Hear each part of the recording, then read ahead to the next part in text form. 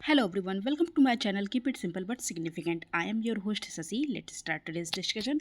अगर आपको वीडियो का पीडीएफ चाहिए तो कमेंट सेक्शन में लिंक मिल जाएगा, आप टेलीग्राम ग्रुप ज्वाइन कर सकते हैं. Which amendment made it obligatory on the president to give his assent to a constitutional amendment bill? तो कौन सा अमेंडमेंट हुआ था जिसमें प्रेसिडेंट को ऑब्लिगेटरी बना दिया गया था कि आपको किसी कॉन्स्टिट्यूशनल अमेंडमेंट बिल कोई आता है तो आपको अपना असेंट देना ज़रूरी है.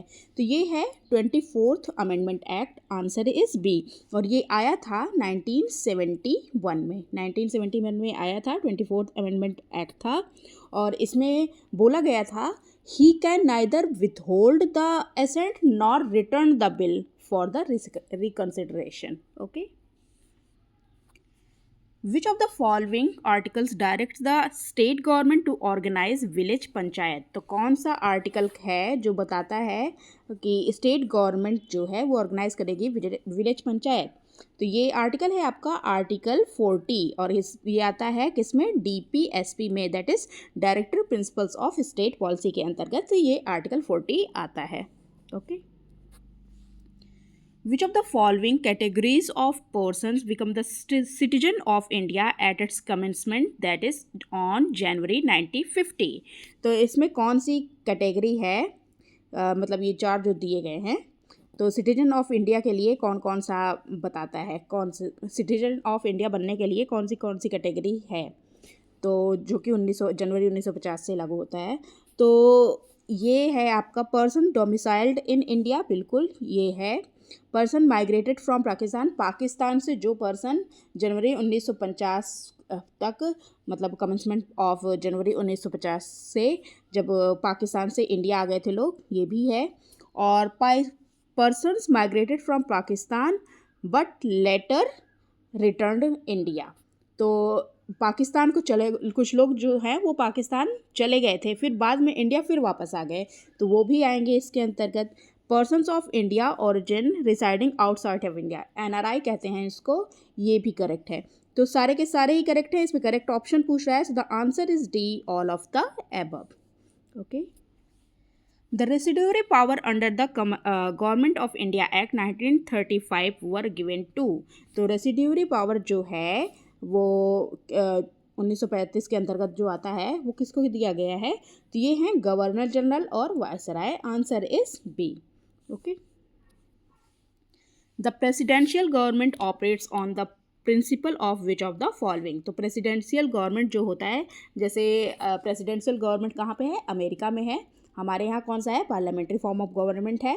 तो प्रेसिडेंशियल फॉर्म ऑफ गवर्नमेंट जो होता है वो किस प्रिंसिपल पर ऑपरेट होता है? तो ये प्रिंसिपल है आपका separation of powers. Answer is P.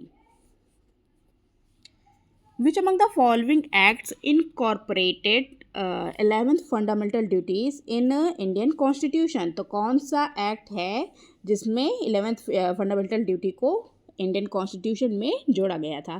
तो ये है आपका 86th amendment act. Okay. 86th amendment act क्या कहता है कि 6 से 14 साल के जो बच्चे हैं उनको पढ़ने लिखने की, मतलब एजुकेशन की अपॉर्चुनिटी मिलनी चाहिए, और ये ड्यूटी है every citizen of India. The writ of mandamus is available for the purpose of which of the following? तो writ of mandamus मतलब क्या होता है? We command और we order. ओके. और ये इसमें स्टेटमेंट्स दिए गए हैं, चलिए देखते हैं कौन कौन से हैं. Enforcement of fundamental rights. Fundamental right को इन्फोर्स करने के लिए मैंडामस लगाया जाता है, बिल्कुल ठीक. Okay. compelling a court or judicial tribunal to exercise its jurisdiction when it has refused to exercise it. तो मैंडम इसमें क्या होता है कि कोर्ट को या कोई जुडिशनल ट्रिब्यूनल है उसको अपनी ड्यूटी करने के लिए कहा जाता है. अगर वो अपनी ड्यूटी करने से रिफ्यूज़ करता है तो उसको कहा जाता है कि आप करिए. मतलब मैंडमस का मतलब ये होता है कि we command, we order, directive a public official और the government not to enforce a law by which is unconstitutional. किसी पब्लिक ऑफिशियल को या गवर्नमेंट को बोला जाता है जो कि अनकॉन्स्टिट्यूशनल है, कोई चीज़ वो कर रहा है, तो बोला जाता है कि आप ऐसा नहीं कर सकते. तो ये भी सही है. तो इसमें पूछ रहा है कौन कौन सा करेक्ट ऑप्शन है. सारे के सारे करेक्ट हैं. So the answer is D, 1, 2 and 3. Okay. Which of the following funds is charged for the salary and other allowances of the judge of the high court? तो जो जज हैं हाई कोर्ट्स के, उनका जो सैलरी होती है, उनके जो अलाउंसेस होते हैं, कहाँ पे चार्ज होते हैं? तो ये होते हैं कहाँ पे? कंसोलिडेटेड फंड ऑफ स्टेट से होते हैं. So the answer is B.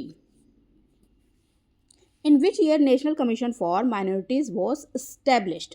तो नेशनल कमीशन फॉर माइनॉरिटी जो है वो इस्टेब्लिश हुआ था कब? ये हुआ था 1995 में. हमारे यहाँ जो माइनॉरिटीज़ हैं उनकी संख्या है 6. कौन कौन सी? मुस्लिम, क्रिश्चियन, सिख, बुद्धिस्ट और पारसी एंड जैन्स. ओके, ये सारी माइनॉरिटी हैं. और ये जो एक्ट आया था, ये आया था 1992 में. The ultimate sovereignty in Indian polity rests with which among the following? तो ultimate sovereignty किसके पास रेस्ट होती है? तो ये होती है पीपल ऑफ इंडिया में. हमारा जो प्रियम्बल है वो उसका स्टार्टिंग पॉइंट क्या है? We the people of India. Okay, so the answer is D. That's all for today. If you like my video, please do like, comment, share and subscribe. Thank you.